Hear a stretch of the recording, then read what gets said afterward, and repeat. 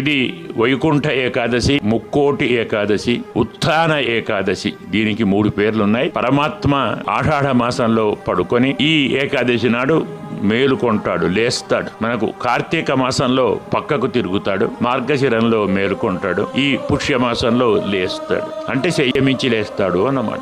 లేచిన వెంటనే పరమాత్మను చూడాలన్న భక్తి ప్రపత్తులతో 3 కోట్ల దేవతలు వైకుంఠానికి వేంచేస్తారు. ఆ సమయంలో ఉత్తర ద్వారం మాత్రమే తీసుంటుంది. అక్కడి నుంచి దర్శనం చేసుకుంటారు. ఉత్తరం అంటే జ్ఞానం, దక్షిణం అంటే అజ్ఞానం. జ్ఞాన మార్గాన పరమాత్మను చూడాలని చెప్పేటువంటి ఒకే ఒక పర్వ వైకుంఠ ఏకాదశి.